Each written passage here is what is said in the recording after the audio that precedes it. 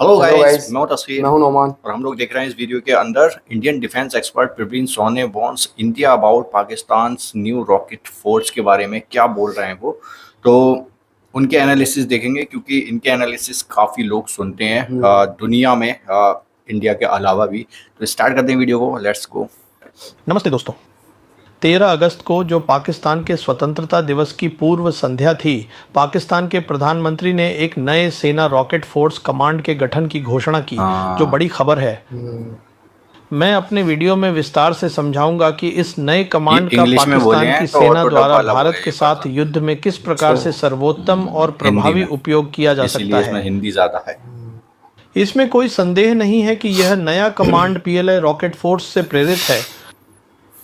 इसलिए PLA rocket force की तरह मैं उम्मीद करता हूं कि पाकिस्तान के पास आज जो भी भूमि आधारित मिसाइलें हैं, चाहे वे पारंपरिक हों या परमाणु, और भविष्य में जो भी मिसाइलें उसे मिलेंगी जिनमें पीएलए से हाइपरसोनिक क्रूज मिसाइलें भी शामिल हैं, वे सभी इस कमांड के अधीन आ जाएंगी।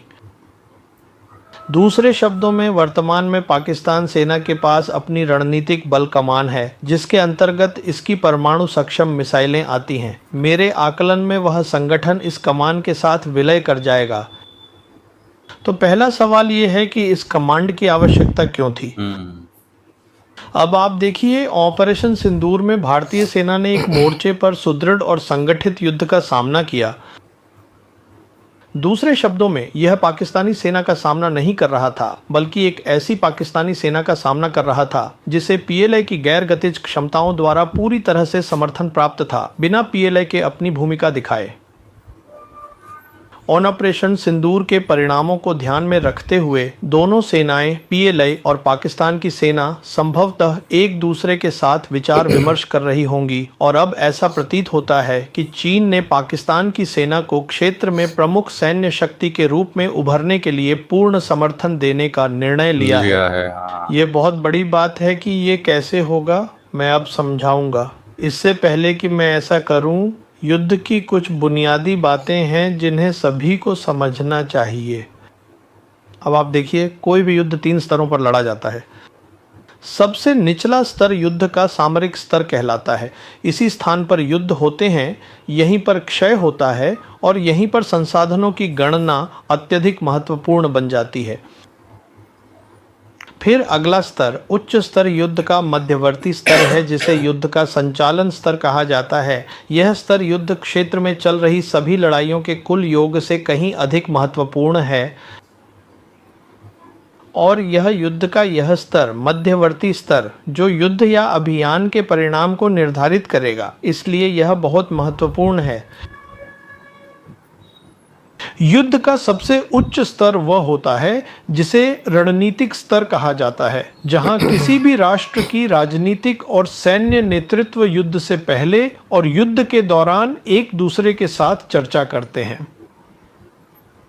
अब जब हम वर्तमान समय में भारत और पाकिस्तान के बीच के संबंधों को देखते हैं, तो युद्ध के रणनीतिक स्तर पर भारतीय पक्ष में 3 प्रमुख गतिविधियां हो रही होंगी। एक यह है कि राजनीतिक नेतृत्व और सैन्य नेतृत्व युद्ध से पहले और युद्ध के दौरान वे निरंतर एक दूसरे के संपर्क में बने रहेंगे। दूसरी गतिविधि यह होगी कि दोनों राजनीतिक और सैन्य नेतृत्व युद्ध के लिए नियमित रूप से क्षमताओं की आपूर्ति की तलाश करेंगे, ताकि युद्ध की तीव्रता को बढ़ाया जा सके। और तीसरा यह है कि चूंकि भारत और पाकिस्तान परमाणु हथियार संपन्न देश हैं, इसलिए यह निर्णय इसी स्तर पर लिया जाएगा कि परमाणु हथियारों का उपयोग कब और कैसे किया जाए।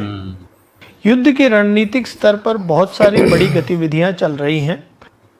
अब जब आप दोनों की तुलना करते हैं, पाकिस्तान और भारतीय पक्ष की, तो आपको एहसास होता है कि पाकिस्तान में ये सारी गतिविधियां एक ही व्यक्ति, सेना प्रमुख फील्ड मार्शल असीम मुनीर द्वारा तय होंगी।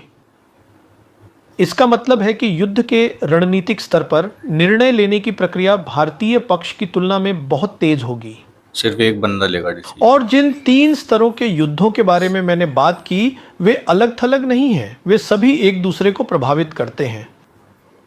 इसका मतलब है कि अगर पाकिस्तान की ओर से रणनीतिक स्तर पर तेजी से निर्णय लिया जाता है तो इसका संचालन पर बहुत बड़ा प्रभाव पड़ेगा, जहां जैसा कि मैंने कहा युद्ध का परिणाम निर्धारित होता है। युद्ध के संचालन स्तर की बात। अब हम युद्ध के संचालन स्तर की बात करें। ऑपरेशन सुंदर में हमने यह देखा कि पाकिस्तान वायुसेना ने युद्ध के संचालन स्तर पर अपनी क्षमताओं का प्रभावशाली प्रदर्शन किया।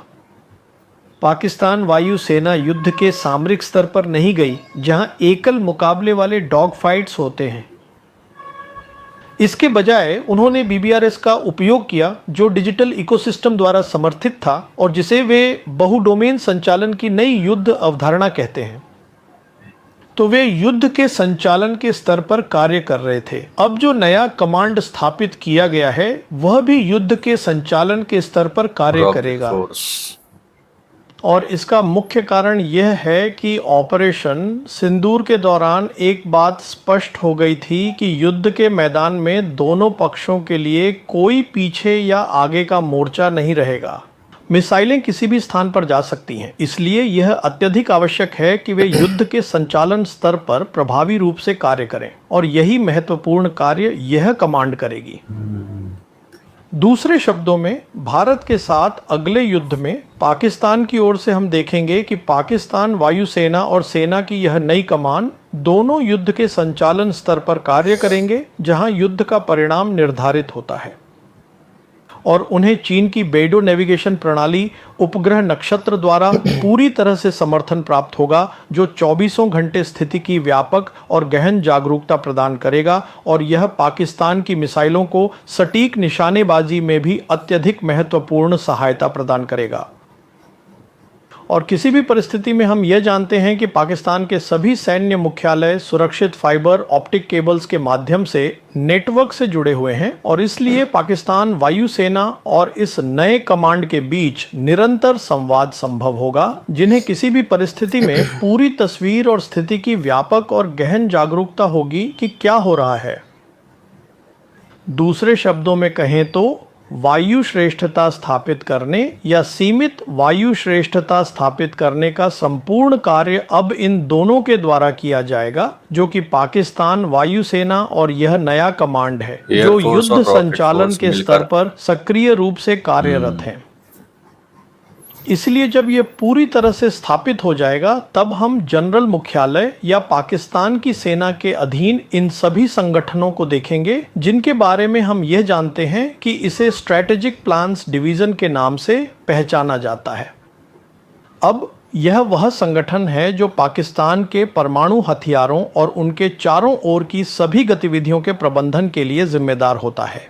यह सभी कार्य एसपीडी के अंतर्गत आते हैं, जिसका नेतृत्व एक 3 सितारा रैंक वाले सेना अधिकारी लेफ्टिनेंट जनरल द्वारा किया जाता है। और फिर हमारे पास ये नया कमांड होगा, जिसे अब फिर से एक लेफ्टिनेंट जनरल रैंक अधिकारी द्वारा नेतृत्व किया जा रहा है, और जो जनरल मुख्यालय को रिपोर्ट करता है। इसके बाद आईएसआई का जिक्र होता है। अब आईएसआई को फिर से लेफ्टिनेंट जनरल अध्यक्षता कर रहे हैं, और मौजूदा आईएसआई प्रमुख पाकिस्तान के राष्ट्रीय सुरक्षा सलाहकार भी हैं। तो फिर हमारे पास महानिदेशक सैन्य संचालन भी मौजूद हैं। वह भी सेना के प्रमुख जनरल मुख्यालय को रिपोर्ट करते हैं, लेकिन उनकी भूमिका सामरिक स्तर पर होगी, क्योंकि वह संपर्क रेखा के लिए जिम्मेदार होंगे, जो भारत और पाकिस्तान के बीच की पहली रेखा है, और इसीलिए मेरे आकलन में उनके अधीन जो होगा वह रॉकेट्स होंगे, जो मुख्यतः अनगाइडेड रॉकेट्स और तोपखाना होंगे। तो यही उसके अधिकार क्षेत्र के अधीन होगा।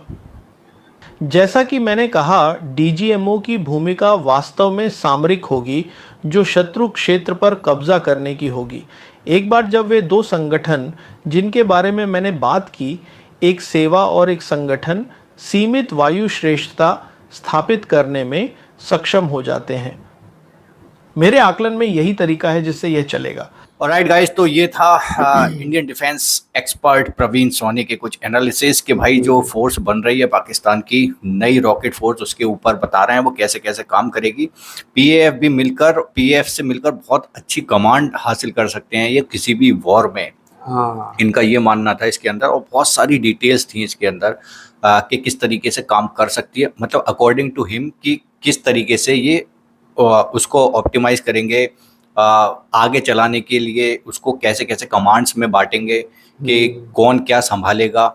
हालांकि वहाँ पे आसिम मुनीर सिर्फ एक ही बंदा है जिसके हाथ में सारी कमांड है, सारी हाँ। फोर्सेस की कमांड है।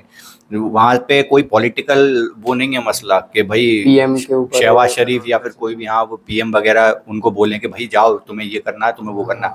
वहाँ पे सिर्फ आर्मी वाला बंदा है जो सबका चीफ है, तो उसको ही संभालना है ये सारी फोर्सेस। वो सबको एक बार में ही ऑर्डर दे सकता है। तो ये बता रहे थे कि इससे स्पीड बढ़ जाएगी इनके ऑपरेशन की, किसी भी हाँ, चीज को बहुत किसी तेजी से कर सकती या है कुछ ये। वार वगैरह या किसी में, तो इन्हें किसी से मतलब परमिशन लेना या फिर वो नहीं पड़ेगी, क्योंकि एक हाँ, फोर्स इनकी अलग होगी, अलग होगी एक उनको सब फोर्स, में बांट देंगे क्या और करना बंदा है। भी एक होगा उसको चलाने वाला, हाँ, ऑर्डर देने बंदा वाला भी। जो है। उसमें पॉलिटिक्स का कोई वो इंटरफेयर नहीं होगा कि भाई पॉलिटिक्स ये बोलेगी तुम यहाँ पे रुकना है, तुम्हें यहाँ पे नहीं रुकना है, तो वो एक बंदा कमांड देगा।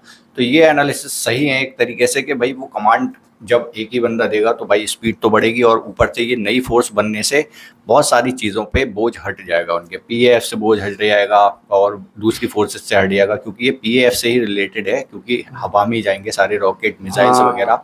आगे चलकर ये फोर्स हमें देखने को मिलेगी भाई क्या करती है क्या नहीं करती है। बाकी आप कमेंट में बताओ कैसा लगा वीडियो, एंड करते हैं वीडियो को। Bye bye, take care.